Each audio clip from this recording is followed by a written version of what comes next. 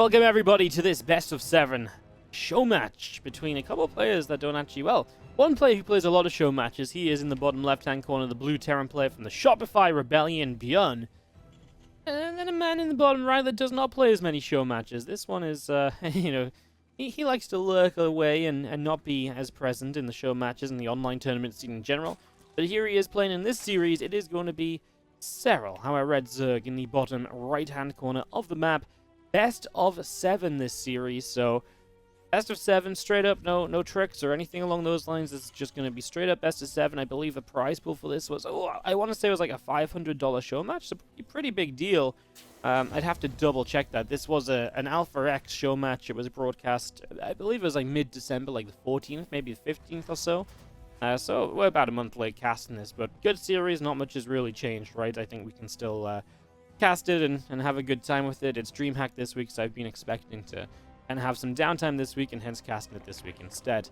Now, as we see a pool first from Serral opening very safely in this series, I do just want to make a quick shout out to the YouTube. Hello, YouTube viewers, how are you all doing? Hope you're all having a great time. If you do enjoy this video, obviously don't forget to give it a like and potentially consider subscribing to the channel to catch more awesome StarCraft uploads. We have daily amazing uploads here. Well, I mean, most of them are amazing.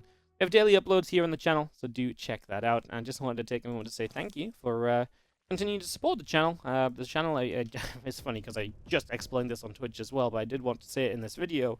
The channel has been doing fantastic lately. We've had a surge, a bit of a boost, and it's holding better than it has done previously. Like, this is probably the best run we've had on YouTube in over a year. So thank you so much, everybody, for continuing to watch, continuing to like and comment, and do the algorithm things and all of that. I really do appreciate it. Thank you so much for helping to make the YouTube, or keep the YouTube running along nicely. Now, that said, I just want to quickly turn this ESL logo off over on the side, guys, because this is not ESL or anything. Don't need that up. That's just me having my logo from the other day still on the screen. And otherwise, we get into this best of 7 Blackburn, like I say, pool first from Serral, a little safe. It's not like he wants to be aggressive or anything. He really does just want to make sure any sort of potential proxy racks out of ByuN is not going to be able to kill him or anything along those lines. So just being very cautious there to start out with. And otherwise, this Reaper is making its way across the map now, so ByuN is going to get a chance to come across and have a little bit of scouting information and just figure out what's going on. Anon, thank you so much for the $3 donation. Much appreciated as well. Thank you very much indeed. Well, I'll mention that again after the game is obviously heating up and starting to see a little bit of what is going on in this series. A little bit of what we might expect in this first game. Starport's coming through. Most notably, this is a non-3cc opener. ByuN really does have a lot of different cool builds he mixes in. He's a very aggressive Terran, we all know that, but he's a very aggressive Terran in a very fun way, I would say, if that makes sense. It's not just like the same thing repeated. It's like he's very, I mean, maybe fun is a very lackluster word, in a very innovative way. He has a lot of his own kind of builds, and he mixes in a lot of these different aggressive openings. Right now, still a reactor in Marines, getting a medevac up. Hellion production is underway, just one at a time. So a lot of this from ByuN so far really is a situation of just, hey, look, I'm just going to be a little bit aggressive, and I'm sure throughout the best of 7, he's going to come out with a lot of different builds like this. So expect to see a few different ones of those as we move on through. It's actually interesting because I was talking to Lambo the other day, and when I was talking to Lambo about ByuN, he was talking about how he actually sometimes wishes ByuN would just play like a normal 3cc opening more, because when, in fact, you might actually, if you watch the YouTube, you might see those casts I had with Lambo casting ByuN. I think versus a laser, perhaps, on the WardiTV New Year Invitational. Depends what order I upload these in. But he talked a lot about kind of how, he wishes ByuN would a lot more of the time just open 3cc, because he oftentimes goes for this weird pressure, and because he's going for this weird pressure, he puts himself in this situation where he's often playing from behind because it doesn't quite work or whatever. And so, he's just hurting himself, whereas if he just plays a 3cc opening, he can play really good TVZ. So if he just gets a strong macro opening, he can be an absolute, like, unstoppable force. So just kind of an interesting thought from Lambo there, who's his teammate, and obviously spends a bit of time talking to him and practicing with him, etc., I'd imagine. So definitely a factor, definitely helping each other out, especially considering then they are in those Team League playoffs. It's in their best interest to help out each other at the moment. World Team League playoffs coming up the January 21st, 22nd, and 23rd. Make sure you tune in live on that on Twitch. It's going to be an amazing weekend. Or, of course, the best games will, as always, go up on the YouTube. Marines coming through, and Hellions are going to fight back. A few Zerglings taking some damage and just going to be going backwards and forwards here. Couple of racks, couple of engineering bays on the way through here from ByuN as well. Just getting a lot of this set up and running.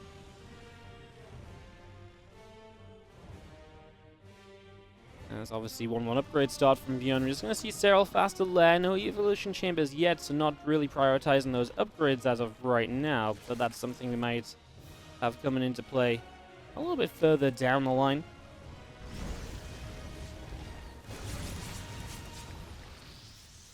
He's just fighting a couple of queens and doing a little bit of damage. And the third CC going to move up that left-hand side, getting into position.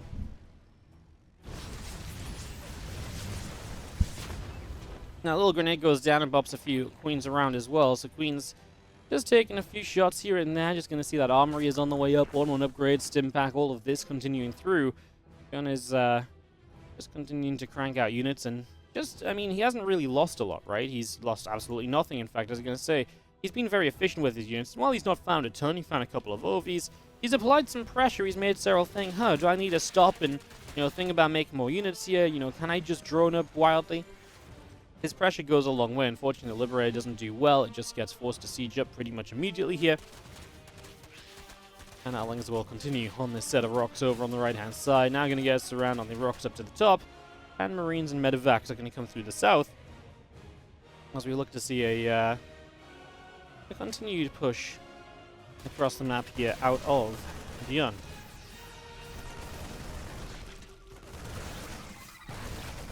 These few Banes looking to get a wrap around. Marines will load up into Medevacs and just about escape away. So those Marines going to escape out down to the south side.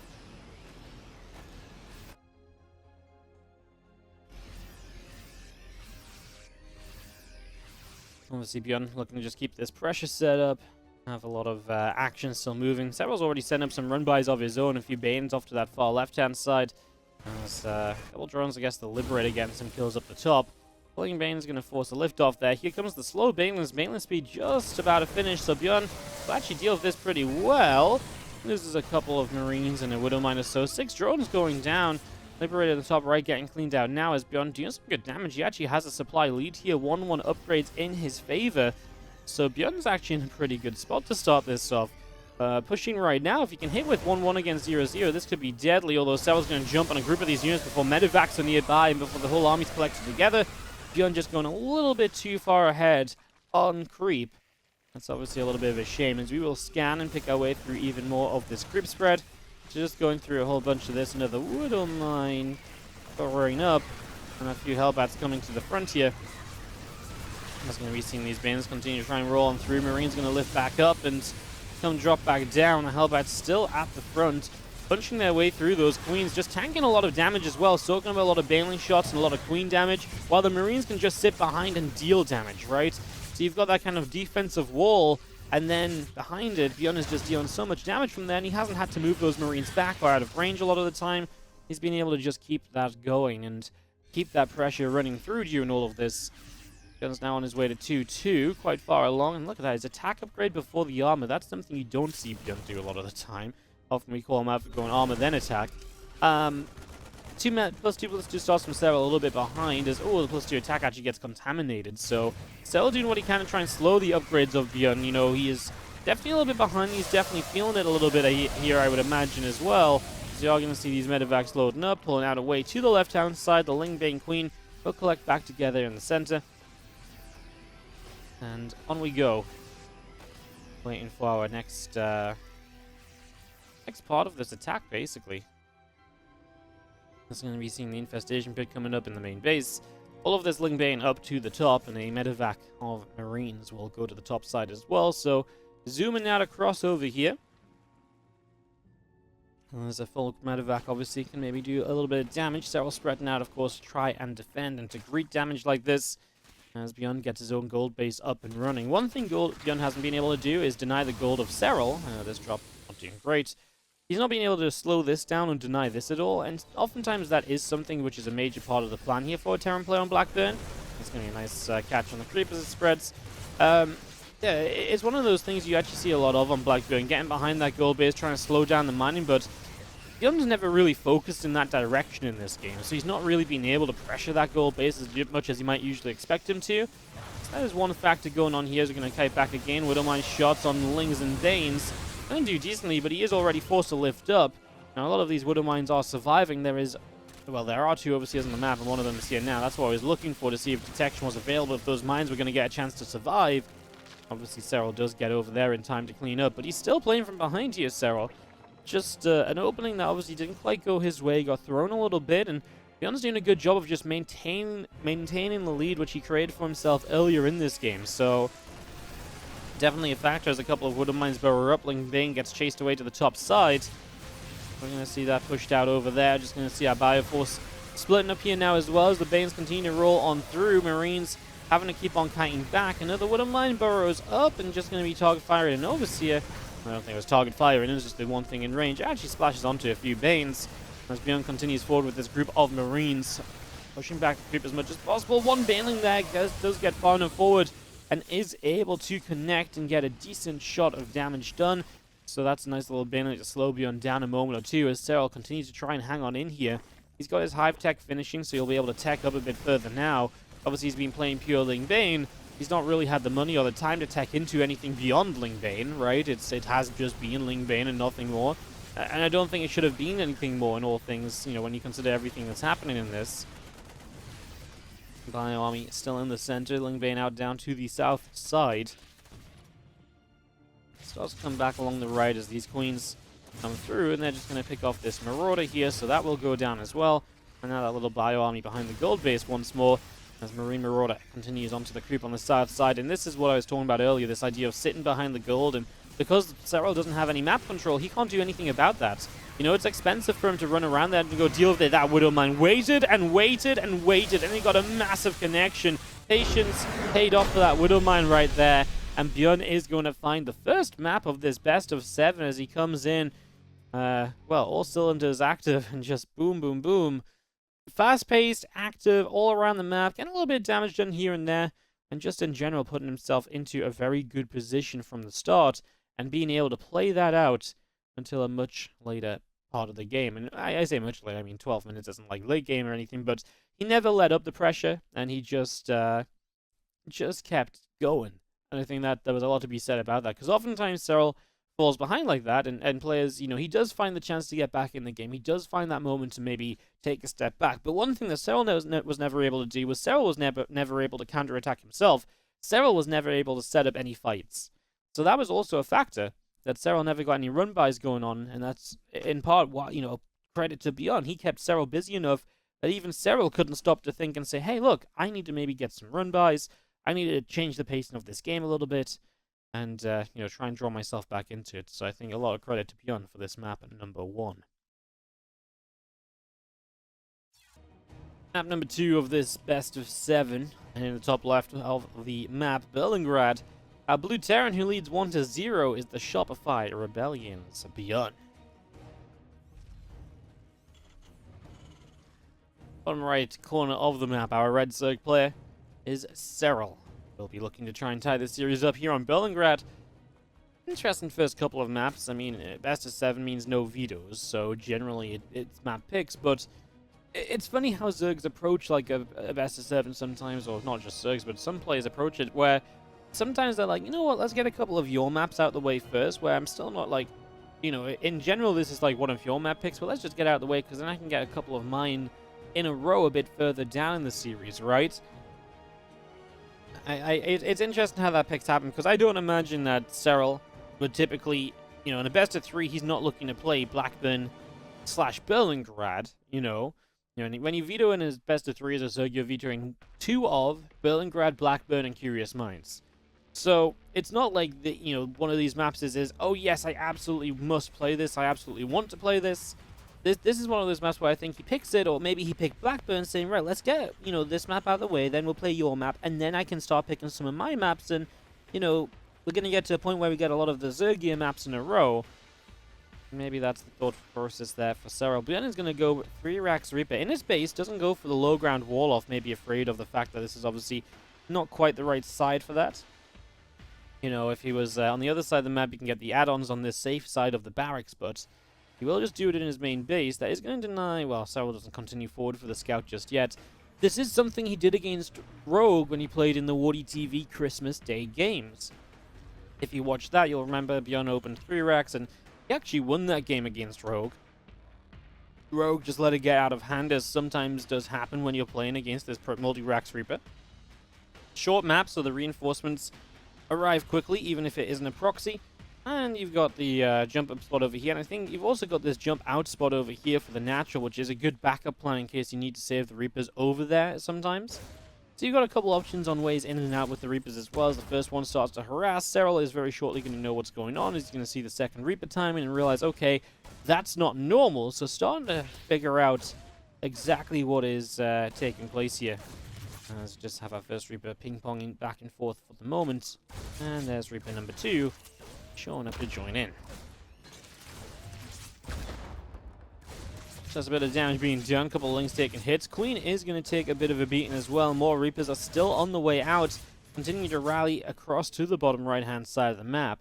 So a lot of Reapers collecting together over on the other side. We do see this third hatchery on the way up now as well. I'm just going to see one Reaper loading up into the main base.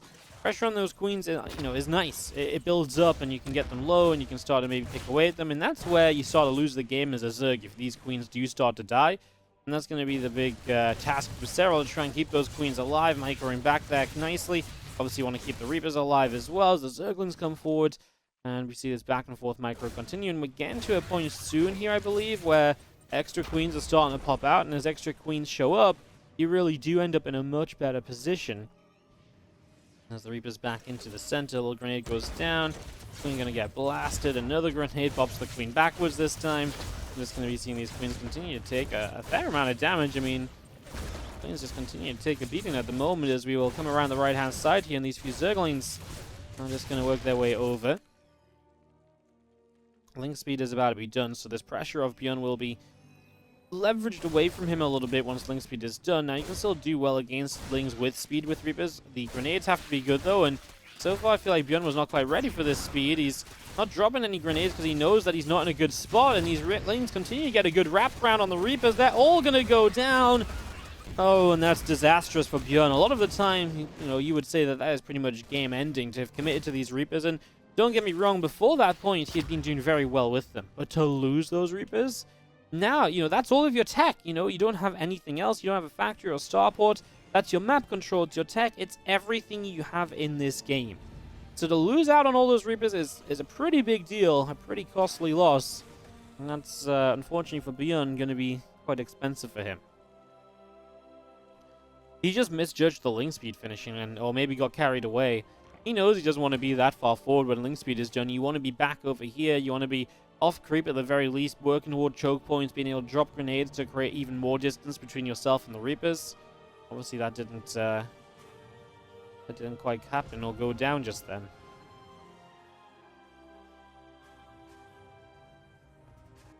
Slings out to the left, Queen's moving around, just going to be seeing a Baneling nest dropping in, and a reactor finishing up, as all of our barracks are now being used for marine production. Stimpack on the way up. ByuN still has 5 Reapers. He still had to build some amount of Reapers continued on. And, you know, he already had some in production, for example, and, you know, needed some kind of immediate kind of units out just in case Serral goes across the map to fight, which he will not do. I mean, Serral is sometimes just one of these players that says, cool, that should be my macro game advantage, and he'll just kind of set back and, you know, play with that macro advantage rather than going across the map to try and kill. And to be fair, if he goes across the map, I think he can do okay, but he probably saw the chance of, well, you know, I didn't, you know, exactly kill all these Reapers for free. I still lost a few Lings. So let's just clean out the rocks, open up the map, and I can obviously fully focus on droning because there's no other threat on the map for a while because I just killed all his Reapers. So drone, drone, drone, says Serral. That's exactly what he's been doing here, and that's exactly what he will continue to go for at the moment. The Lings do knock down the rocks. The Queen's pressing forward, going to drop a little bit of creep spread down, and just going to be seeing our Stimpack on the way in here from ByuN as well. So just getting that up and running as an armory goes down behind the natural expansion. So we are going to actually set up for a Hellbat attack You can go Hellbat Marines with that stim pack, and it can be kind of dangerous. Serral absolutely needs to make sure he has Banelings ready, which he is morphing in already. But if he didn't have those Banelings set to go, he would be in a lot of trouble against this, because the Hellbat's just tanking at the front does a lot for the Marines. I mean, it happened in the last game, right? That Hellbat front line and the Marines sit behind and do a lot of damage.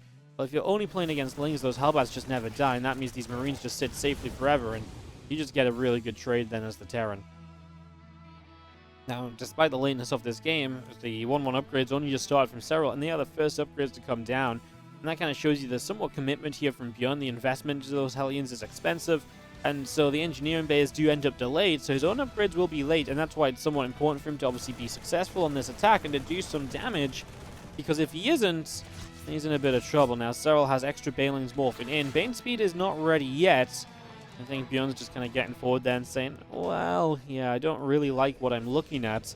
I don't really think I can do much against that. I'm just going to be seeing those units pulling back up to the upper left-hand side. A few Hellions morph into Hellbats. I'm just going to be seeing the Creepers really spreading everywhere. It's going to make it difficult for ByuN to create any sort of engagement. And this game could not be more different from Blackburn. In Blackburn, ByuN had all of the map control and all of the presence on the map. He was constantly the player applying a lot of pressure. Here on Berlingrad, it's Serral, Serral, Serral. It is just all about our Zerg player here. There is no doubt that he is the player is in control. I mean, ByuN might have an army that's threatening to move forward, but what's he going to threaten? The most outward Cryptiums, that Serral has? There's no real threat that ByuN can apply, and now Serral's on 79 drones. You can see the difference. He drops down a Hydrogen, so he begins to attack out of Ling Bane. Obviously, with the Hydrogen here, he doesn't have an Infestation Pit, so this is not as much of a rush to Lurkers as much as it is. He will add Hydras into his composition. He will get those into play. And once those Hydras are in play, then he can start thinking about Infestation Pit Hive and into the Lurker Den further down the line, perhaps. But just happy still to be on kind of Lingbane Hydra here initially. Doesn't need to be rushing into Lurkers super quickly, which he maybe could have done if he wanted to.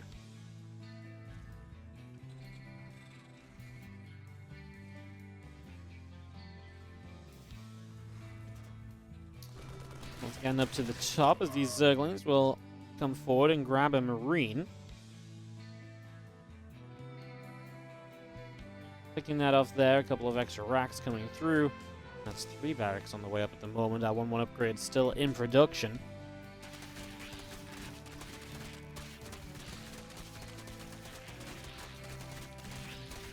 Obviously, ByuN just held back. He's not able to apply any pressure. He's kind of behind, and in this situation, a lot of the time, ByuN will just go into turtle mode.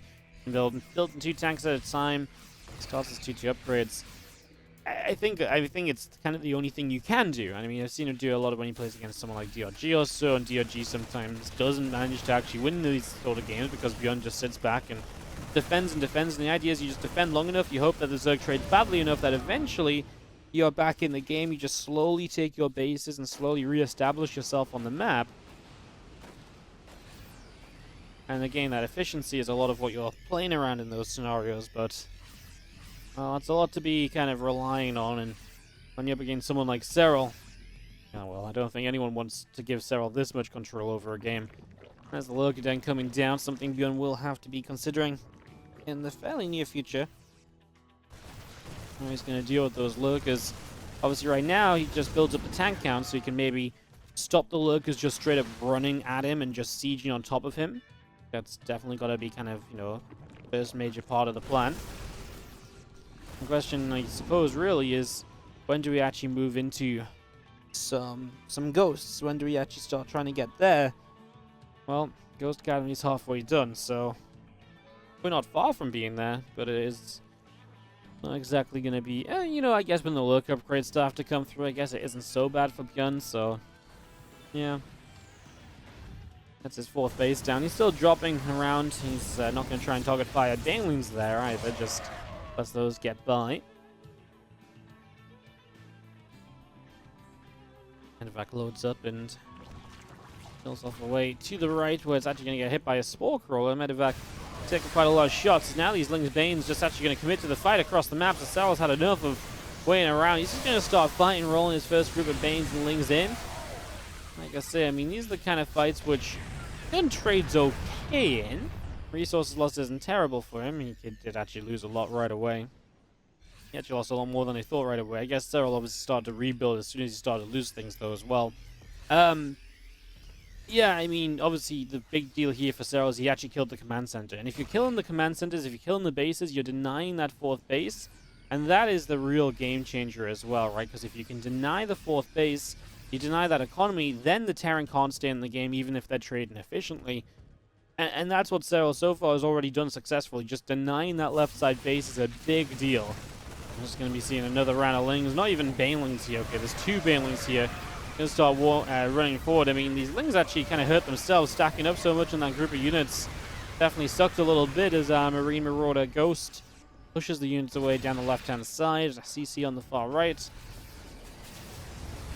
And ByuN is going to land up over on the far left as well. 76 new Lings once again. Serral just rebuilding. Pathogen Gland's on the way too. Says, okay, well, you know, let's just keep on moving toward my spellcasters here. The more I get towards those spellcasters, the better this game is also just going to be for me. So Serral continuing with that. Just see our units out to the far left-hand side. A few of these ghosts pressing forward. It's all EMP. Going down on a Viper there. Just going to see these ghosts.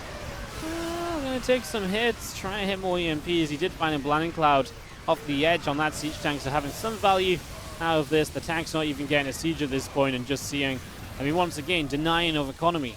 You know, as long as this economy is being denied, Serral is absolutely fine with how these fights are going. To him, that's the main, you know, the main victory focus. If you can deny those, if you can deny that economy, you're pretty much always going to be in a pretty good position for the most part. Side up 1-1 in the bottom left-hand side. Our blue Terran player is ByuN. See, 3 Racks Reaper didn't work out last game. Got to a point where he was very simply overwhelmed from there on out. And that was GG's. In the top right, Serral taking advantage of ByuN's mistake. Plain and simple. And was able to do very well. With that mistake of ByuN, losing those Reapers really was just deadly. And the rest of the game just went from there. I mean, it's very difficult to get back into a game like that as ByuN. You're pretty much always going to be behind. Not only that, so the other thing that he did was he committed, remember, to that armory, and he committed to, like, basically a Hellbat Marine attack that he never actually went for. The reason he never went for it was because Serral was so freaking prepared for it. Serral was so well prepared, Banelings were ready, that then ByuN never attacked, and that's another investment he made, which obviously kept him behind in the game. It wasn't just the Reapers, it was then the follow-up, which, you know, maybe could have been a bit more macro-focused, and maybe you're not in as bad of a position. Could have been very, very different.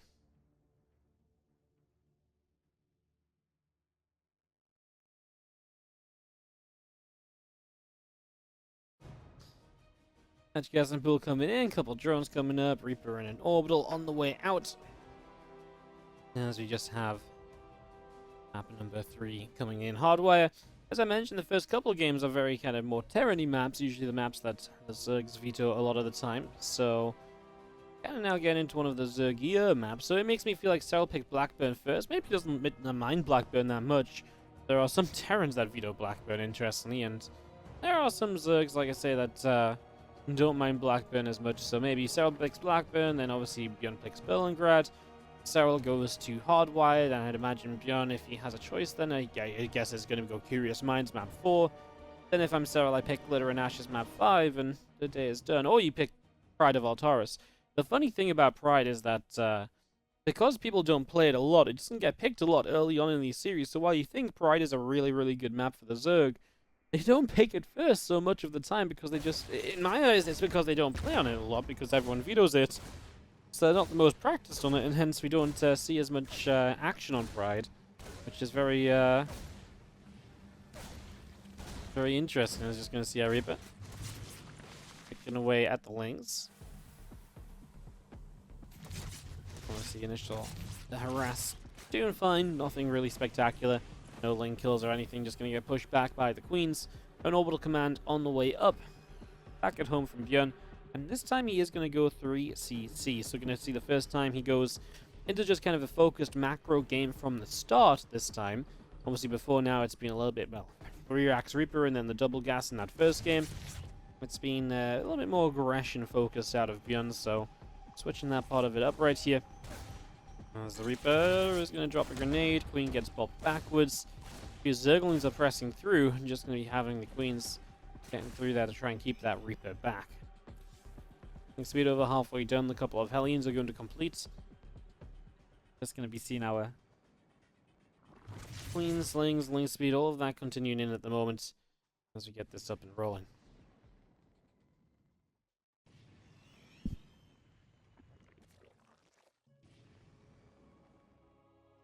Reaper will just come and settle down off to the side here. Just trying to find still some creep tumors or so, but not really able to find anything there just yet. Excuse me, just misclicking the APM on the screens. Not a big issue, but let's explain why it randomly popped up out of nowhere. I misclick, my bad.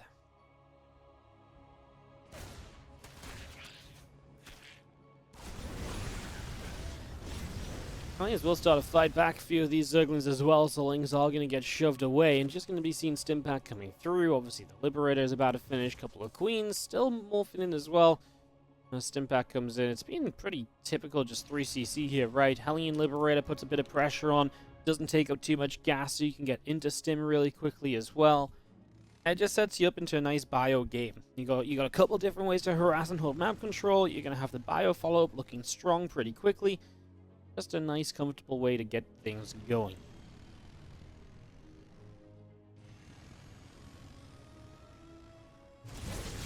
Around to the left, just going to see the Queens popping out and just punching the Hellions back, and to the right side as well. Good defense across the board so far by Serral. Stim is still halfway done. The Liberator actually is going to go shooting at the Overlord here, so we will take some hits.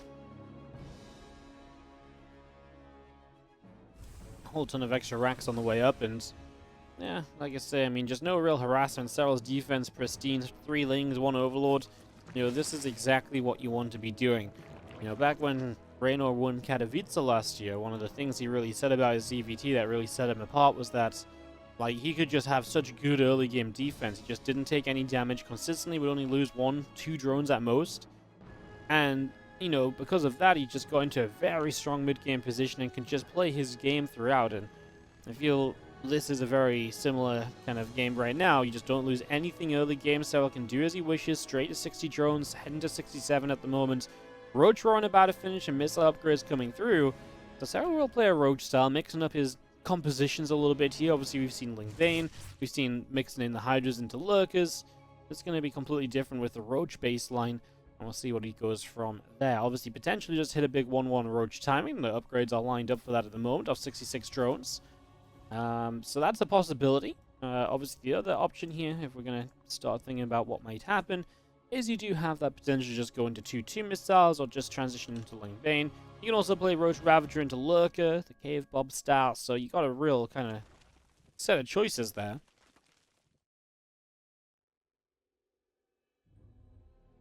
That creep just pushing out into the middle of the map still on all fronts, and an armory coming through. A factory starts on the 3rd base.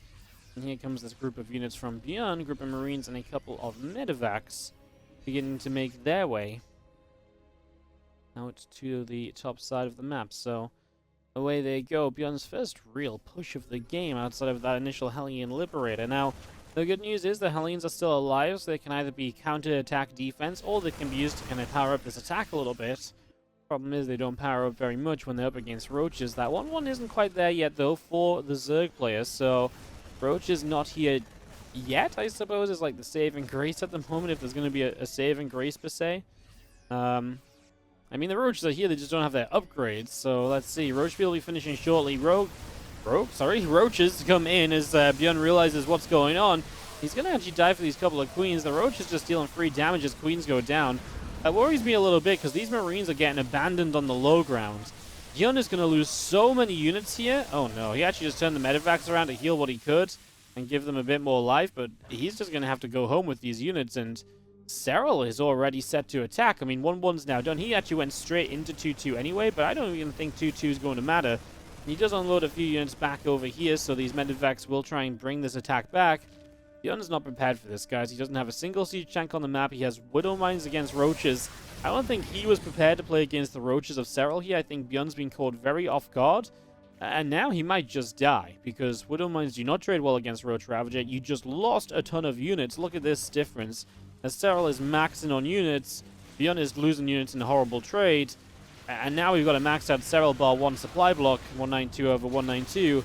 And see, well, also supply block ByuN, but 157 over 157. There's a factory that gets killed off. Not sure that would have made a difference, as we will just continue through this third base. Serral sees the Widow Mines as well, so biles those down, so just minimizing the damage he might take off those. I mean, there we do see a couple of Widow Mines actually splashing and doing decently. But continue to just pick our way through these, and if we do start to actually split those Roaches off ahead of time and just setting off one Widow Mine on one Roach, then this only improves for Serral, who's already killed 10 SCVs. He actually had Lings running by here to try and catch the SCVs going the other direction, trying to mine. Not a bad effort, to be fair, as I was going to see our Roach Ravager still setting up and looking to move through this choke point. A couple of libs will slow it down. I mean, obviously, biles can get rid of libs, but that's the biles that then have to focus on the liberators, and you can take some damage in the process. I mean, the big thing here is that ByuN is not currently mining from his third base. He's long distancing, and that's about it. The Marines across the map will find a handful of drones, so some good news, but that's kind of really about it, as Widow Mine's going off again. The Bio Army continues forward here, and just trying to fight against this Roach Ravager, which is bullying its way through, looking as though we're just going to take down the Liberators. With the libs gone, that really was maybe the only real chance that we had. And I think we've got ourselves a plain and simple Game 3 victory here from Serral. Going to take a 2-1 lead. ByuN had no idea it was Roaches. He had no clue what Serral was doing. A lack of scouting, too much of an assumption. And Serral mixing up his styles here actually really does just catch ByuN off guard. ByuN is not able to realize or recognize what he should be doing, and the adjustments he should be making, and just a lack of information means that Serral runs away with this game. And this was a case of just ByuN playing a 3cc macro opener and then just never having a chance anyway. So that's definitely a little bit scary. GG's, and we do go 2-1 in favor of Serral now in this best of 7. It's not very often I get asked to cast the final day of these online events, so... Oh no, the Dream Hacks anyway. I think this is actually my first one, so that is rather cool. Top left-hand corner from the Shopify Rebellion, our blue Terran player is ByuN. Down in the series, the first time he's trailing. Let's see how he will bounce back on one of his kind of more preferred maps, Curious Minds. It's short, it's small. It can sometimes lead to longer games, funnily enough, because you do kind of have that kind of back and forth dynamic. It's only 6 bases, so you're not talking about like a 40-minute game, but you can see 20+ minutes on Curious Minds a fair amount as you battle over external bases, etc. Serral in the bottom right-hand side is the Red Zerg player, of course, for this 4th map of the series.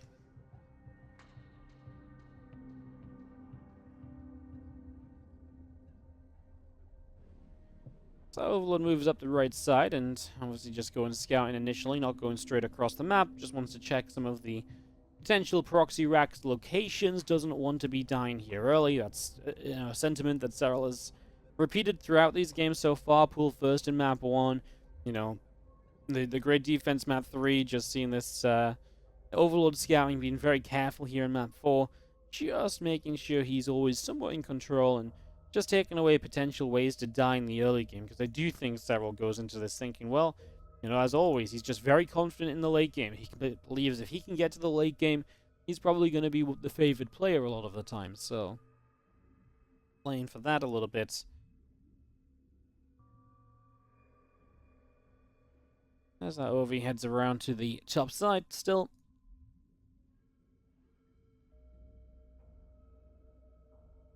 Well, an SCV scouted and just confirmed that this was indeed a hatchery first. That's always good information to have, as that's good information to have here, of course, because then, of course, you know that you're not playing a pool first, you know that you don't have to deal with the initial Zerglings coming across the map, so it just lets you play around that a little bit as the Reaper of ByuN moves into the natural. He's going to fire up a few shots on some Zerglings, drone here. Taking some damages. Going to morph back into a Spore Crawler.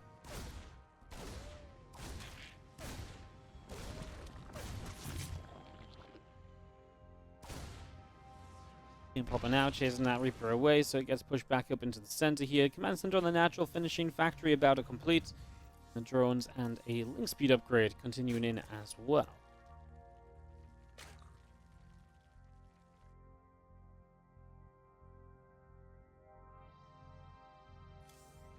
So overload production continuing through. A few drones are still on the way out. And just getting ourselves up and running on this map 4. Pretty standard then. Once again, I guess got to mention ByuN is back to going 2 gas. Will not go 3cc here. With the size of the map, that can be understandable. Would not mind seeing something like Cloak Banshees this game, in fact. Although, still making Marines perhaps suggests that he might go for something like an Armory and some Hellbats.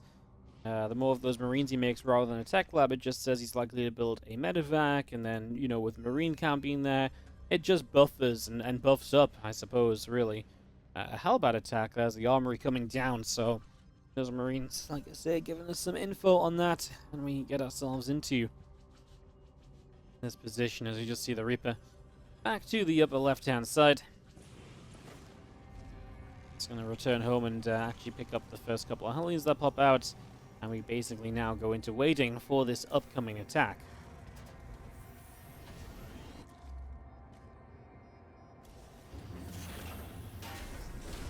Couple Queens out the front, and the Armory drops into the back of the main base. Hellions and a Reaper will continue down to the bottom right side as well. Queens still joining up together. A couple of Marines still boosting forward here. They're going to begin to unload as these Hellions and Marines come forward. Just going to scare the Lings back. The Queens will come through for a little bit of a fight as well. I'm just going to see how Hellbat's taking some pretty hefty damage. I mean, it's mostly just Queens, but they're all collected together. The Medevac pushed back immediately here, and well, it's going to be Cloak Banshees on the follow-up information this Overlord has picked up on. Seeing that Cloak spinning away on the Starport Tech Lab. So yeah, Serral getting very good information still, maintaining that scouting and just making sure he's not going to be caught unawares or off guard at all throughout this early game. So once more, ByuN kind of just in a crappy position early game. You know, last game he didn't really find any damage at all, but at least last game he didn't commit to anything. You know, the game before, the Reapers didn't exactly work out. And now here, you know, this Hellbat attack doesn't do much. Okay, the work count is playable. It just always feels bad when you've now committed to these Hellbats and you're still kind of sat being like, well, what have I really achieved? Now, the one good thing I would say here is that obviously ByuN did keep the Hellbats alive. It's not like these Hellbats have been, you know, killed off and then he's completely lost them. So he still has potential to maybe do something with them. So that is somewhat of the saving grace, I suppose, in my eyes at the moment. If you can take that saving grace and maybe now put these Hellbats to use, maybe this still won't be so bad. You got the Banshees coming across to combo with them, but I mean, geez, there's just so many Queens available. How are you ever expecting to do anything attacking through here? Let's see, Banshees come forward. Now, the lair is done. There is an Overseer. The Banshees are going to be detected, so they're not just going to be able to deal free damage or anything. They are going to be, you know, forced to... They're going to be forced to push back pretty much immediately. These few Banes actually coming in, getting very close. Waddle, waddle, waddle. I mean, they're going to start turning around just for a few of these Hellbats before the Banshees start picking them up for free. Just getting some value out of them as you see our third base now from ByuN landing out in position as well. Queenling Bane still in the center, melee upgrade coming through, 1-1 upgrades coming up on the engineering base, and a couple of extra racks still coming into the main base.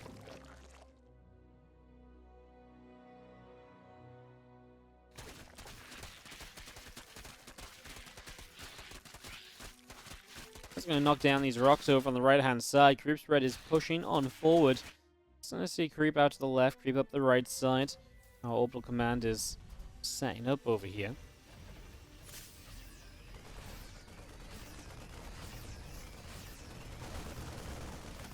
That handful of Marines is going to chase the Overseer down, and the Overseer is going to fall now, so Overseer picked off. A little bit of scouting from Serral removed from the equation, but are we not just where we were at in the last game, where Serral has all the map control, ByuN can't really do anything? It kind of feels like it. I mean, a few Banshees trying to slow down some creeps. Serral on the pretty comfortable 4 bases. Not a lot of creeps to the left of this left side base, but And I mean, no creep in front of this 5th base yet, so that's what we're going to start working on here as ByuN pushes on in. Supply block right now, waiting for new depots to finish, so a little macro error here and there out of ByuN as well, as the Banshees are going to try and figure out if they can do something down to the south. This 5th base actually got cancelled, so Serral gives up on it already. I wouldn't be surprised, I think that is a drone moving to the upper right corner of the map. Take this hatchery over here instead. If ByuN's going to focus on the bottom left, you take the top right, and that's one of the nice things about Curious Minds while being a shorter map. You do have that choice of left versus right bases in a pretty extreme way, because base to base isn't exactly long, but top right to bottom left is kind of a long distance, and it's a hard, it's not easy to push around or to swap or to rotate, I suppose the word I'm looking for.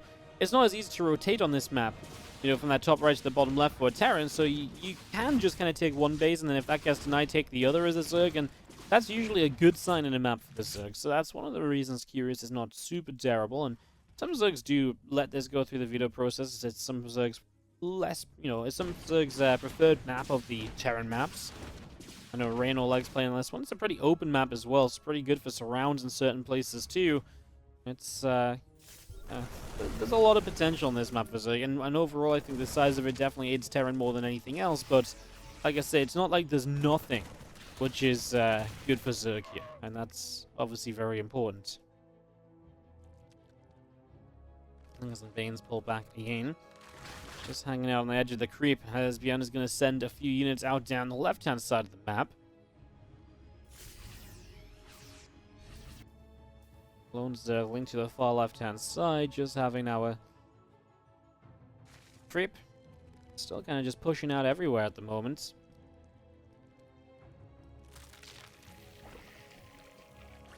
Extra Bane's going to be finishing very soon. Lingbane Hydra into the center, and just seeing the Marine Force in that bottom left corner, just holding the watchtower for a little bit. Just going to be seeing the Queens pressing through there as well. On the upper side, Marine Hellback comes in, just going to clean out a few of these creep tumors, so picking those off pretty much immediately. And just going to be morphing in another Overseer down on the south side as well. As we come back around the top with this group of units. ByuN splitting this army up, and that's one thing you want to be doing at this stage. Splitting that army, trying to force the Zerg to... I mean, as the Zerg, you kind of want to jump with your entire army on one of these smaller armies, win that fight, you know, in a very convincing manner, and then you can go and deal with the other army afterward. But what that doesn't mean is that ByuN can maybe threaten and take some better trades. Overall, it's not too much of an army in the bottom left, and in this case, Serral has just split nicely and in an appropriate way to deal with the multi-prong of ByuN.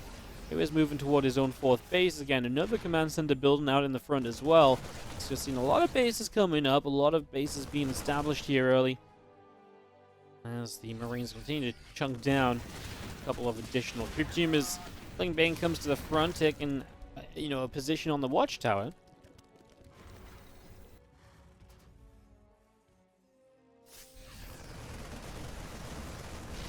Heading up to the top, I'm just going to see the Marines catching a Queen in the center, and now out to the right-hand side, we're going to get rid of a few more creep tumors, so the damage continues through. The Lingbane Hydra out to the far left, and just see now Ghost Academy just over halfway done now from ByuN as well.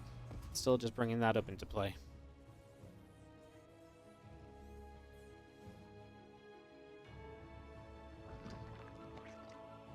He's just going to spread a whole bunch of creep spread out over here and push further up through into the top of the map.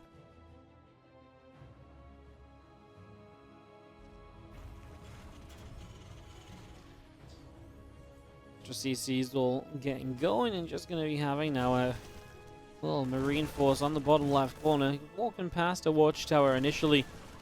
It's going to pull back a little bit. A few of these creep teams still going down.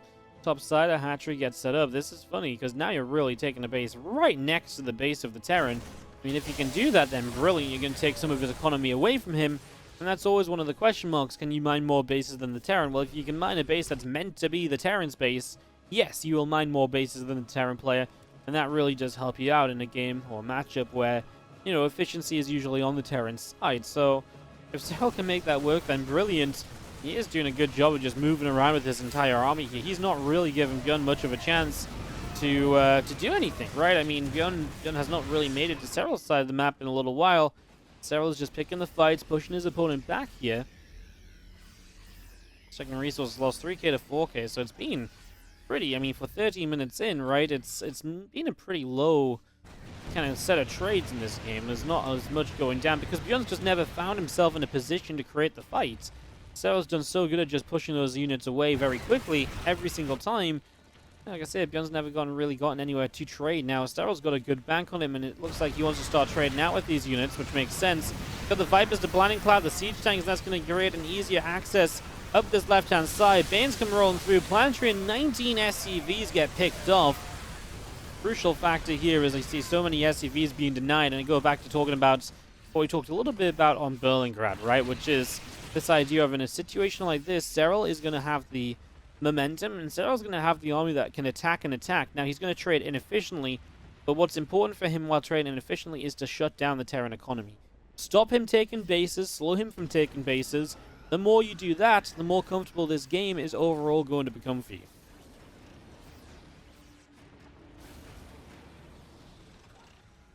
Thanks, sieging, and just seeing a better bio out to the far left. Serral's going to take the final map, that is final base on the map that is not taken yet. Remember that, you know, if he's already got the top right corner, in theory this bottom left corner should be ByuN's as well. So ByuN is kind of getting swarmed by Serral, who right now is starting to use some Nidus play as well. ByuN's going to have to come and respond to this, pulling these Marines back. We'll stim that Nidus down. Another Nidus attempt in the main base. At this point, Serral's just trying to, you know, create distractions so you can maybe create fights elsewhere where ByuN is not paying enough attention. He's going to run in over here. Only an orbital on this left side, so Lynx can maybe clean up a bunch of these SCVs as the Banes do get through. A lot of Ghosts now starting to show up.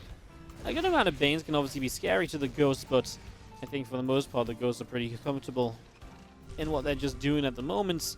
You can see another Nidus attempt top left, so I'll continue to force 10 supply or so of ByuN to remain in the main.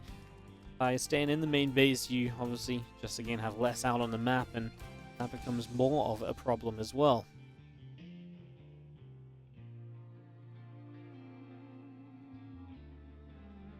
It's a lot of Langbane Hydra to the top right hand side. It's going to be a command scan going down. ByuN is going to realize this hatchery's here. Isn't it kind of funny that he scans this hatchery now? It's been up for a while, and it's not like it's mining or anything. It's just it only just now. It kind of shows how much control Serral has on the map and how little control ByuN has. Only just now is ByuN really realizing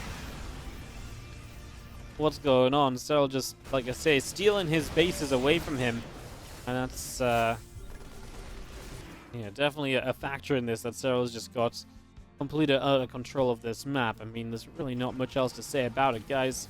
102 new Lings morphing in. Resources lost is starting to open up. That's the efficiency you're talking about as ByuN, and this is why Serral mining off of his opponent's bases is very substantial and is really news, because it means that that eco lead or that efficiency lead that ByuN has just does not matter, because Serral has enough economy to overcome that that pitfall.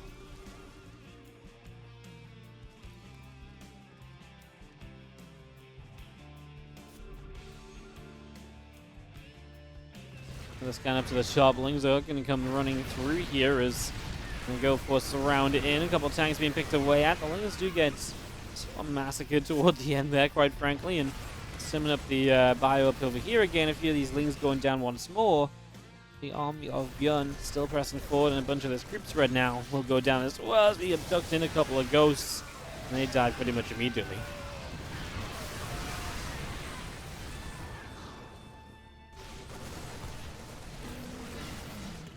Now over here, when you run through and just going to see that Nidus going to get picked off. Just going to see our hatchery is going to be falling very soon, so hatchery about to go down. And that's finally a base that Serral shouldn't have had taken away from him. So ByuN, some progress, hurrah, hooray! You know, let's celebrate a little bit, as it feels like it might be one of the few times ByuN gets to celebrate in this game, which is otherwise really just looking like Zerg having 10 lurkers on the way up, a lot of Lings coming through. I love that Serral rebuilds the hatchery where it was just denied. He's like, yeah, you know, took you long enough to deny it the first time. He didn't even really mine from that base. He just wants to keep it blocked and make it a problem for ByuN, something he has to commit units to ward to help out against, right? I mean, it's rough. Serral's sitting on a 5k bank. It's not like ByuN is is breaking through him at all or wearing him down too much just yet. Here come the Lings again, running forward. Again, just I mean, with the Lurkers involved now as well, just going to be good efficient trades. Well, not good efficient trades, sorry, but good old inefficient trades, I should say. So good old inefficient trades, but just a lot of units that get replaced almost immediately. 82 Lings on the way back up. Obviously, a lot of what Serral is losing, is just the Ling count, because he's just running those in. They are tanking for everything else. And they're obviously the most easily replaced units as well, so that's the idea. And obviously, pretty much what you want to be doing is you just want to be having an attack every single time you have lava pop out. So that every single time you have lava pop out, you're running in, you're trading, and then you're rebuilding straight away, and you're just constantly making use of the fact that you have a bank and your opponent doesn't, and that just allows you to obviously deny your opponent's economy. It just allows you to expand on those trades. These Lurkers here did not do as well as ByuN attempts to defend to the top side. Ghost will move up, and a bunch of snipes will come down, clearing out a bunch of those Lurkers over there, so nice. Excuse me. A nice pushback there from ByuN. He is finally able to get a little bit more of a victory out on the map. That's a small win, if nothing else, as a Lurker firing up on a couple of Marauders still. On the left-hand side, Lingbane Hydra is moving through as well. ByuN even has this kind of defensive planetary fortress in play, just trying to hold this position in any way, shape, or form. Doing everything he can to try and hold on to his bases here. You have the Bioforce going to come in and deny that top side hatchery. The Ling Hydra moving around to the right side.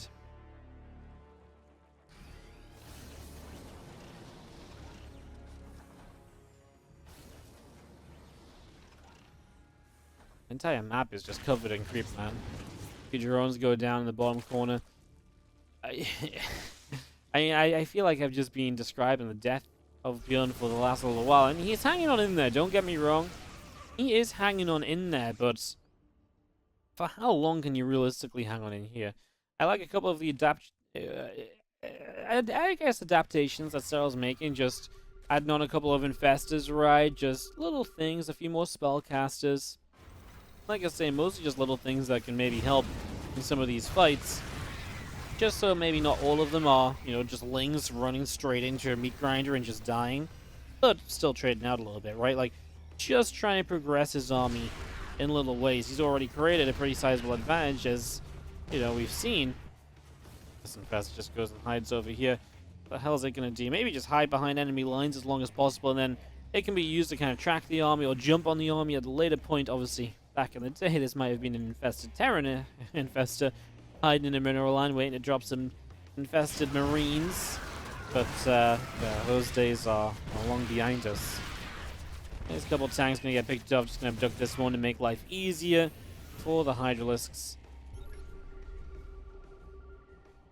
And ByuN's still just... I mean, the big thing for me is that ByuN's been stuck on 4 bases for so long. This is the first time he's even attempting to take a 5th. It's not even that he's been denied a 5th base, it's that he's not been able to even attempt to take a 5th base. Again, says a lot about the control that Serral has had in this game to keep ByuN from, doing the things that anyone should be able to do in a game like this. Nuke is now on the way up as well.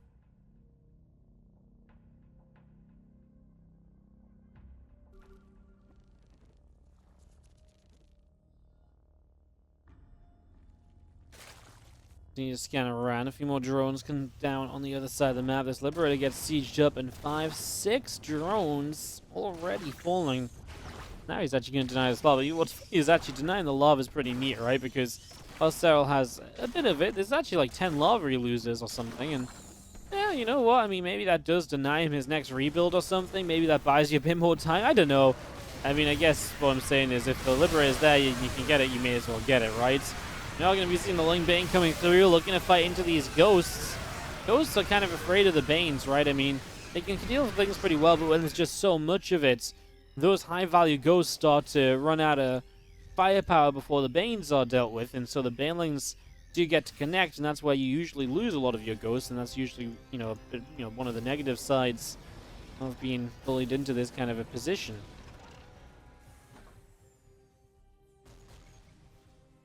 Well, Neuroparasite on the way up. Banelings and Hydra still in production here, and just seeing the rotation of units down at the bottom left-hand side. A Spore Crawler fighting off this Lib. The first nuke of the game cancelled as the Ghost gets found immediately Serral wastes no time at all being concerned about the nuke. It is cancelled. ByuN, bird's attempt to take a 5th base at least has been successful. He will be able to sit on this base now and get some much needed fresh mining going. Resources lost 12,000 in ByuN's favor. Problem is you're playing 5 base against not 6, but 7. I do think the top right and bottom left bases both mining is a problem that ByuN has not been able to put any attention to, because Serral's been the one dictating a lot of the fights and when they happen and where they happen. And so ByuN's not being able to pay proper attention. Oh no. Serral with a little bit of an Infestor neural EMP move of his own there, huh? Okay, well, there goes the Infestor having some good usage out of it. Just hits the ghost with the EMP, and suddenly you don't have any energy left on those ghosts. Just a bit of a kick in. I mean, that just sucks, right? I was just going to be seeing how... oh, Infestor pops up again for an amazing fungal. Oh, the burrowed Infestor play has been absolutely beautiful. Assassin-like Infestors. That's going to be seeing the Hydras continue to bust through this left-hand side. And just going to be seeing the, new ghosts coming up. This is obviously just beyond losing bases that he can't really recover from losing now.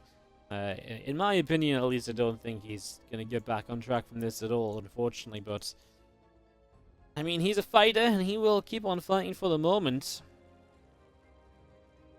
We'll scan top right side to try and see what's up. We'll scan out to the left to see a bit of what's going on. Of course, we'll move up to that high ground and pick off a burrowed up unit. Yeah, so I'll just, again, denying bases. ByuN is on 34 SCVs, so he doesn't even really he doesn't even really need bases because he has no SCVs to mine from them with anyway. Then we go again as once more. Serral just going to come through. The EMP's hit kind of late, so the Vipers have already had their abduct off.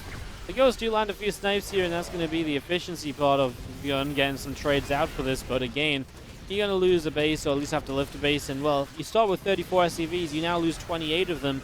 And, guys, well, I will do the math for you. You don't even need to. It tells you down here. There's only 6 remaining.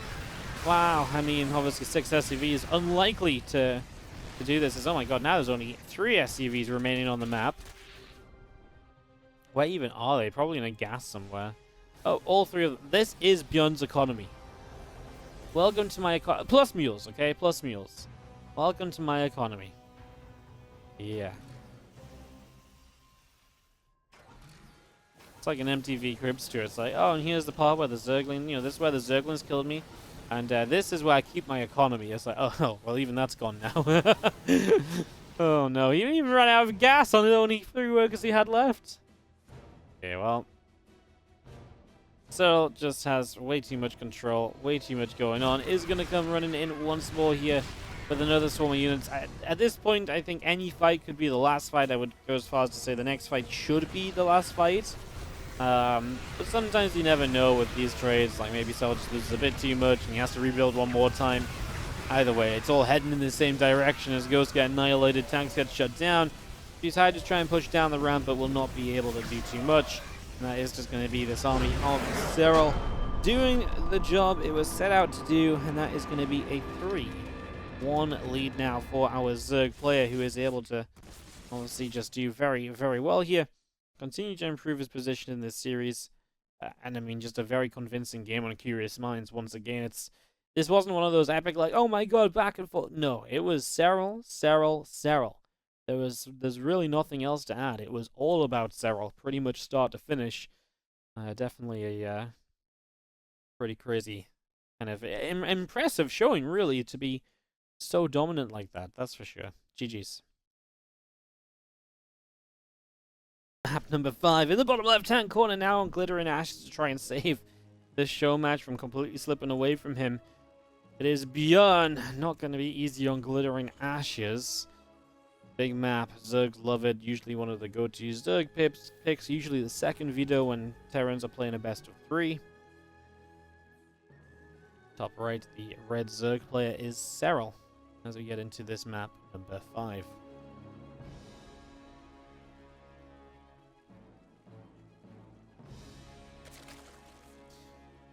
Well, Serral match point on the show match. And just a quick mention again, if you're watching this on YouTube, I always appreciate if you guys are enjoying the game to hit the like button. Let people see that you've liked it, and YouTube will be like, whoa, you like it? Maybe someone else will like it. Do check that out.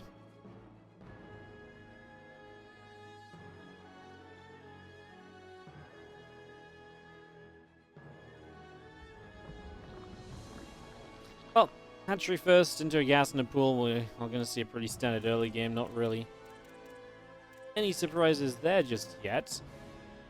Pull our overlord across the map to start this off.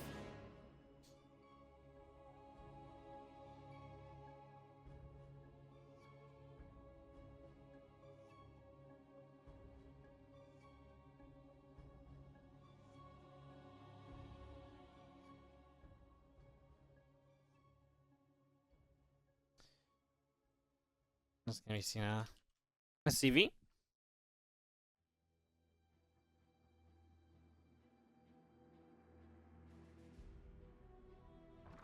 Going across the map, going to move in towards the hatchery.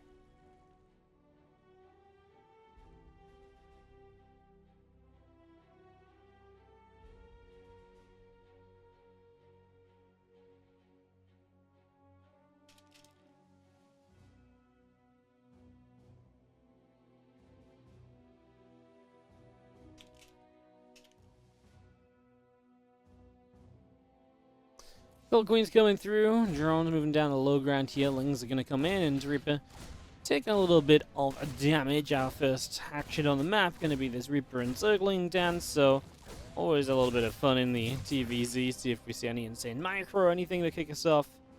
This time around, not so much. Got the front Queen going to hit that Reaper, and a couple of CCs just coming through, so we're back to going for a 3CC opener, which shouldn't be, too surprising. I mean, big old map. Unless you just want to try and do something. I mean, a lot of players do something aggressive usually on this map, saying, well, if maybe I can get ahead, then I can actually play the game out and, you know, overcome the fact that it's such a large map and it's very Zerg friendly in that regard. Oh, and Rotoron coming down and a few drones in production. A couple of Hellions on the way in from ByuN as this Reaper is going to hop up to the high ground, scouting in to see what's going on. Queen will some damage on that Reaper as well. It gets chased out to the low ground here. Hatchery building on the third location. And just getting all of that set up as our Rotoron will be continuing through. So Rotoron about to finish up. So Serral is the one to mix this up a little bit. I mean, that Rotoron's very early and he has a lot of gas with it. So he's the one that really wants to be aggressive here. So kind of going against the meta of the map, right? Absolutely the one going against the meta of the map is Reaper Hellion. Comes back around through into the center.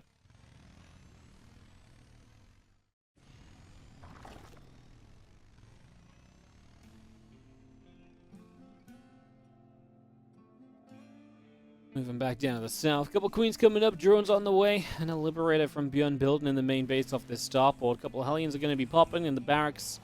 On the tech lab is going to start up a Marine, start up the stim pack. And those Hellions all joining together will get set to go. The Viking will take down an Overlord. That will go down and just going to be seeing the Roach attack going across the map now. So this is the question mark, right? It's like, how prepared are you to deal with these Roaches? I mean, ByuN is clueless. He's seen nothing. He has no idea. I mean, does this not just end the game? Well, let's find out right now. These Roaches are going to show up. They're going to get a couple of shots on Hellions as they try and run back home and get to a point of defending. These Roaches have the potential to get cleaned up. The Liberator will actually have a pretty big role to play. That is going to turn around and siege, right? And Serral doesn't walk up the ramp. He's happy to deny the natural, kill some depots for now, and just settling for that. Doesn't feel the need to run up the the ramp into the main base and to do anything more than this. So just continuing through for a few more SCVs at the moment. Going back and forth a little bit. Roach is hitting the refinery.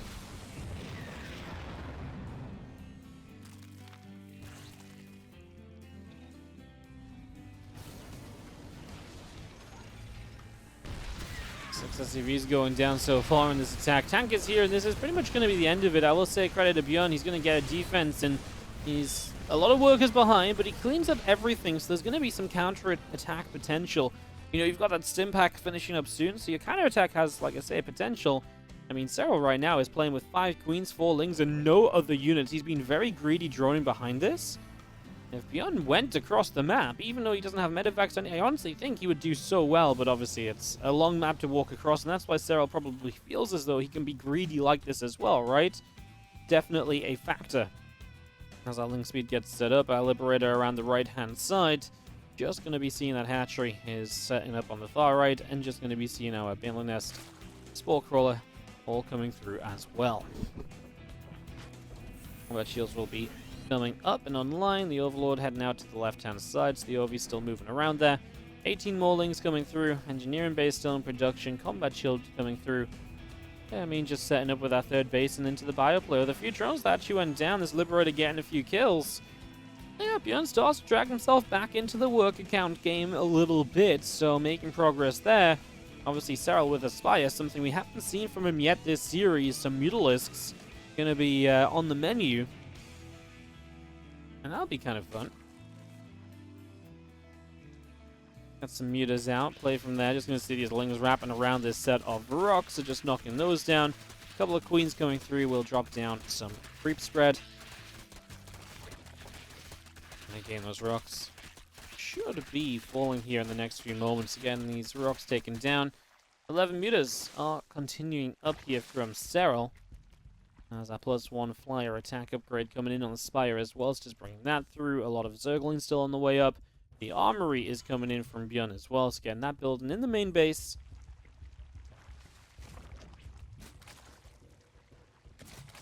All these meters finishing. Drones and Evos continuing along. And just seeing our lings around that right-hand side. Marines come through, grabbing a Zergling already. There's that one ling to the far left-hand side also patrolling back and forth. And just going to be seeing our mutas of Serral heading down to the south side of the map. Marines now stem forward. They're going to grab an Overlord. A few creep teamers starting to go down. These lings run on in and just going to start target firing down some banelings. Marines get lifted back into the medevacs, and here come the mutas. ByuN's preparation for this seems minimal as 9 SCVs go down in an instant. Serral will get a few Marines as he flies through to the also undefended main base. At least now the Marines are starting to gather up and will start to chase those mutas out of here, but still not pretty to lose 14 SCVs so quickly. It's exactly what Serral's looking for, because obviously he's going to be playing on later upgrades here. No 1-1 for him just yet, while ByuN's is going to be finishing already. So, you know, Serral playing behind on upgrades while having these mutas, but doing good damage with them to begin with. ByuN just trails 13 workers, trails about 20 army supply. And Serral will end up with the lings down on the bottom side as well. Looked like he didn't find a reason to commit through with those, or any sort of reason to do any. Well, just didn't find a reason to do much there at all, basically, as the mutas do grab the Liberator. It is still up in production, and just going to be seeing a couple queens out to the left side will drop down. Combination of crypt tumors to keep on pushing onto the map. What is this Spire placement? It's to avoid scans, right? Like, it's at that stage of the game where you're not expecting the Terran to run into the natural, right? The Hellions are dead because you killed them with the roaches. So, in all honesty, it's one of the better places, because if you're going to scout as ByuN, you're not going to scan here, right? So for Serral, this is just like, he just believes this is a safe haven. He doesn't believe that's going to be under any threat at all. So he just believes it's worth placing there because it will help him to avoid being scouted. So it does make sense, actually, to make the Spire there. I don't think it's so ridiculous. As we're going to dive in, missile turret that was defending here. The missile turret's meant to buy time, but obviously to do that, the SCVs need to pull and start to repair that missile turret. Otherwise, it just goes down very quickly. The mutas will continue through this main base. They're going to fly over Widowmines if they continue to the north, but he actually takes a turn to the upper left, and he will be out of there without taking Widowmine shots. Another 7 SCVs going down, as ByuN just has to keep on coping with this damage being done.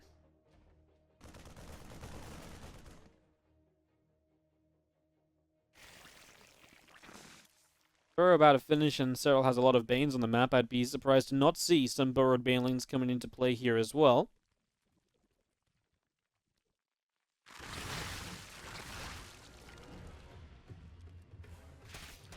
Things into the center, just going to pick their way through this set of rocks on the right-hand side. Mutalisks are going to head down to the south, and They're going to try and dive in. Changeling goes down. These SCVs in a bit of trouble. One, two.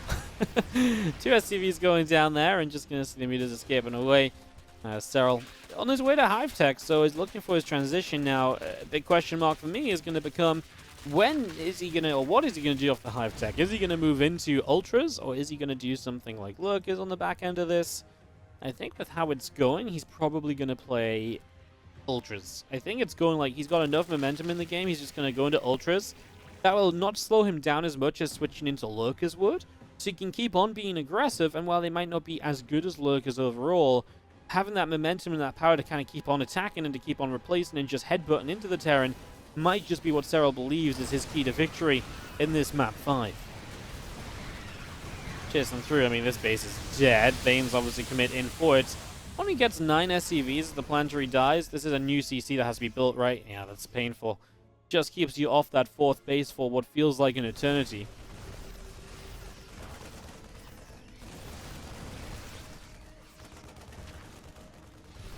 Brings up into the center. Just going to be seeing the meters out down to the bottom.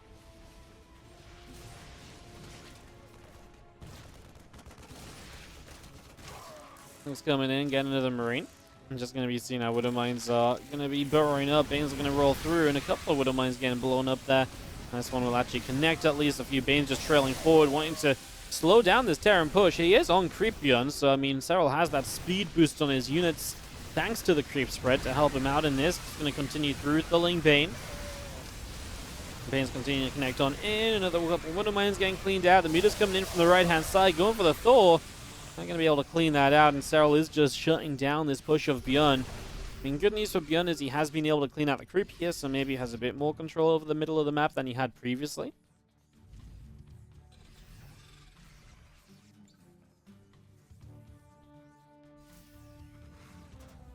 Just going to see our +3 melee, +3 carapace, and kindness playing coming through. Serral utilizing that Hive Tech.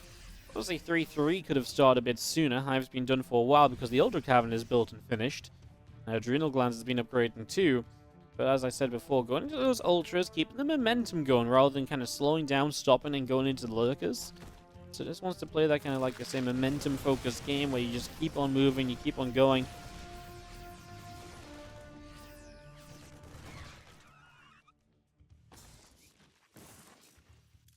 Bane's going to be finishing up. 3-3 is still coming along here from ByuN, so he will have those upgrades. Honestly, right now, kind of holding 4 bases maxed out. I don't hate it. Serral doesn't have a massive bank or anything either, right? So a lot of these trades from Serral not being super efficient, and ByuN now having a decent economy.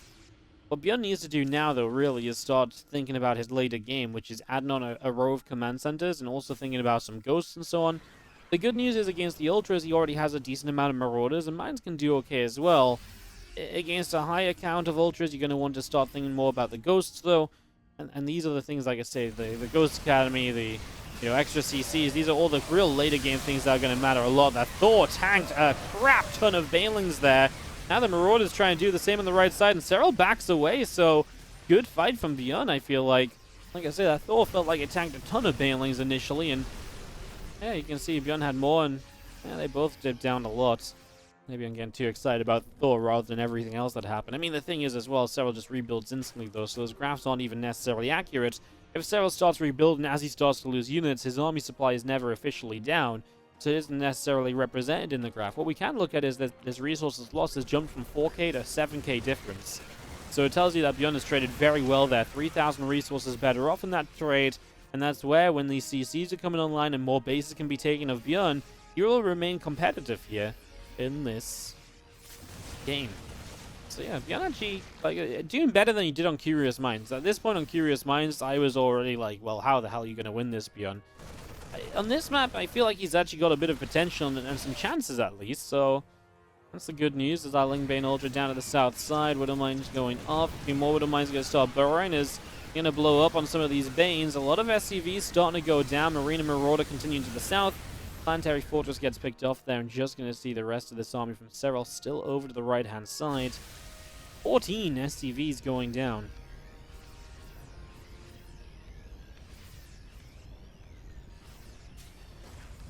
Well, Again, just continue to replace this base. That's one of the main things here from ByuN, and that's why you need a bunch of CCs, because you're probably going to have to replace a base, but you'd also like to move out and take a new base as well at some stage.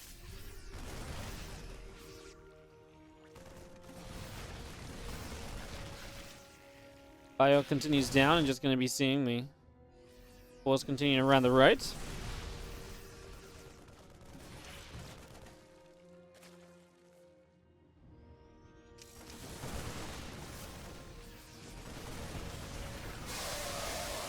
Bane's rolling up this ramp. Marauder's going down. Just going to be seeing these ultras in a little bit of trouble.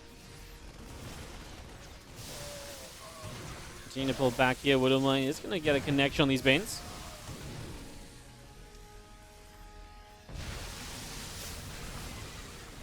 Continue to pull back. Another Widowmine shot going off on these Balins, and just going to be seeing this back and forth continuing. Some trade outs in the center.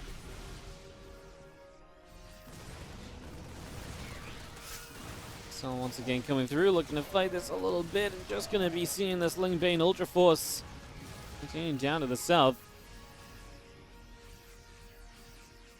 Full of extra lurker dens. Just going to be finishing up here, and just going to be having a base at the front, at least from ByuN coming online. And just going to try and take the base in the front. It actually is open from attack from so many directions. And there's a couple chokes here, but if you can get like a 360 on that base at Serral, there's no defending it.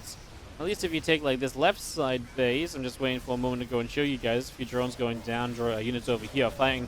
But if you take this left side base, you can only have attacks really coming in from here and maybe from over here, right? So it just means that, while that left side base might be further out, it might overall be a little bit more easily defended. Drones still dying, 9 workers going down.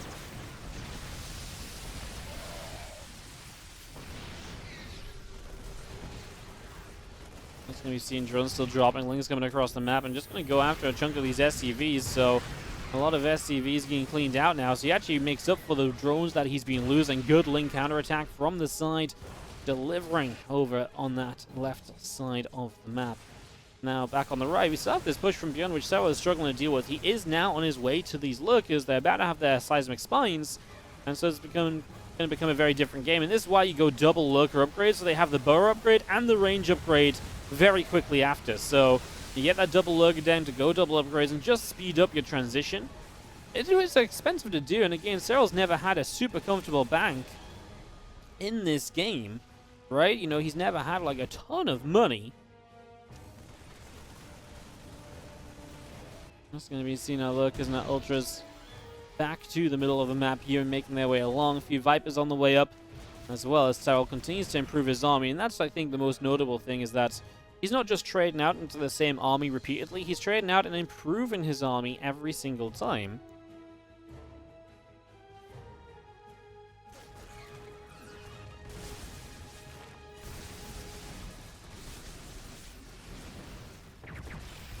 Snipes going off on the ultras. Just going to be seeing another ultra getting sniped down as well. A couple of these Widow Mines getting cleaned out now from afar, which is obviously a little sad, losing your potential splash damage. Goes getting some snipes off. Obviously, clearing out the ultras is nice, getting rid of that kind of beefy front line that Serral has been relying on to keep on pushing into these positions.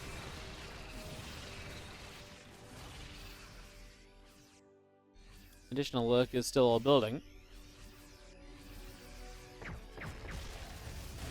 Just going to see a couple of ghosts going down. Just going to be seeing more ghosts getting picked off as well. Just going to be seeing the mutas and lings and lurkers all continuing through. And over that right-hand side.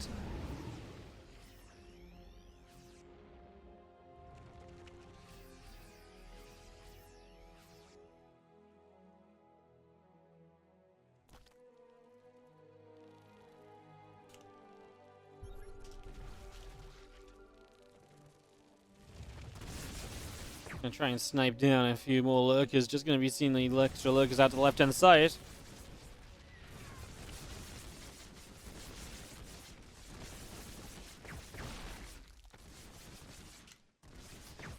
SCV's just going down. Obviously, those lurkers get cleaned up. Then a Ling lurker out to the right-hand side. Just setting up and just gonna be seeing the lurker coming into the front.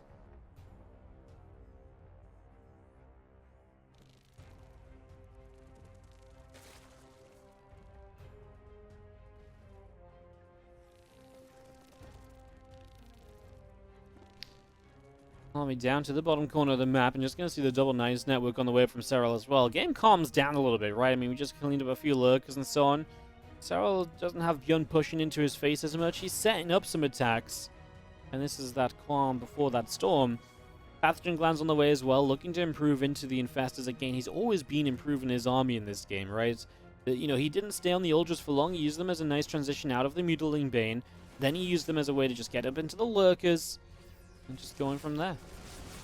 It's been a nice, like I say, kind of nice pacing out of Serral. I like what he's been doing as our Ling, Hydra, Lurker, Viper out to the upper right. We are going to try and knight us into the main base here from Serral. So in we go. Extra Marauders showing up, and that means that ByuN is going to be able to...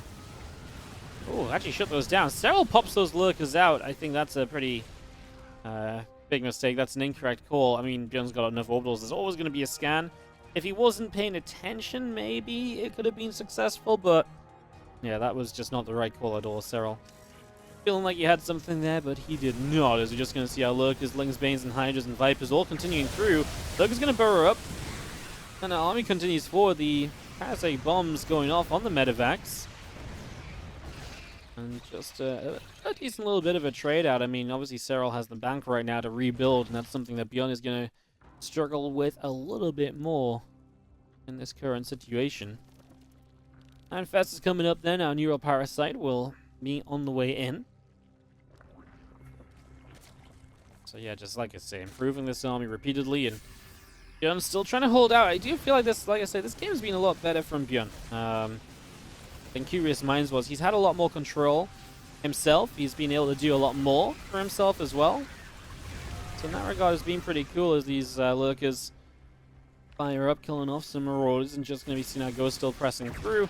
Gonna get another snipe off there. Lurker goes down. Abduct after abduct at the moment. We do land an EMP on the Vipers, and we got a couple snipes as well, so going to be able to finish those off, making this a little bit more expensive from Serral, who's now expanding around ByuN's top left side of the map. He's got, you know, the same base he's already taken himself.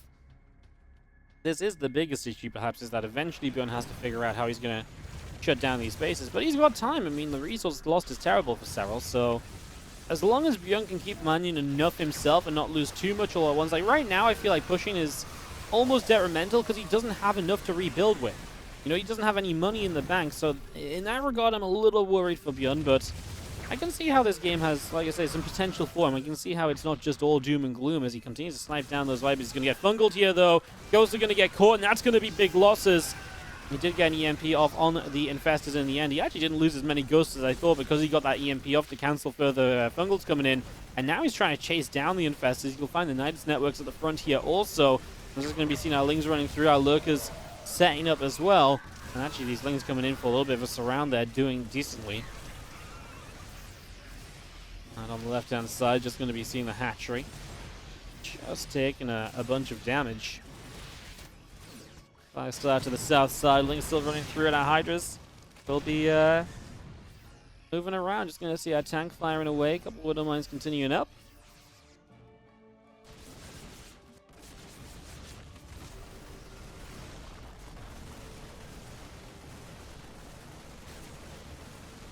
Fire Army will kill off this hatch, and just going to be seeing the army on the right side of Serral going to push in. When you lose that hatchery, it's got bases all over though, so how much does that really matter? ByuN's overall supply is really dipping low at the moment. 128 to 188. And Serral still has money in the bank here, while ByuN just doesn't. I think ByuN just didn't keep enough SCVs up and running or enough mining going along. And that's the big issue throughout the course of this. Just not really able to keep up with what Serral has been doing. Look, on this left side gets taken down, the ByuN and the Ghost Army. Runs back around to the left. Gonna see this Lurker gets taken down. Well, we just have hatcheries around the map, all over the place. Pretty good. Bioforce to the top. Gonna see these couple of Lurkers on the left side. Gonna get chipped away at as well. Will actually do pretty well for themselves before they get sniped. I mean, obviously ByuN now focuses on the left side, realizing he needs to keep on denying bases. Serral taking money away from him. I like it. I mean, stuck down the right side base. Would rather now hit the top left, so I wasn't really in position for it. So it's a bit of an easier kind of shutdown for Nidus to block the CC from landing. Wonder if anything will actually pop out from there. They actually already had a burrowing to block it, but so maybe actually will use this as something of a flank. We'll see in a moment or two. It's just going to be seen already. Serral flying. A couple of Widow Mines going well, though. His units are clumping up on this ramp and not having the best time there at all. Widow Mines getting some good damage done. 40 more Zerglings coming through. Again, Serral just rebuilding in an instant pretty much every time. I mean, a lot of this as well is Glitter and Ashes as a map, right? It's massive. There's bases for days. It's just a good map for the Zerg. Oh, here we go. Neural and EMP. The Infestor Assassins are back from that Curious Mind game. This one wasn't quite as successful, but it's still going to have a similar impact where this fight then breaks out. And, oh, this is bad, actually. The Medivacs there got caught in a fungal. At least they got away, but now you're unloading into the rest of these units, just continuing through. And a couple snipes coming down, another fungal growth. SEVs are here going down as well. GG from ByuN.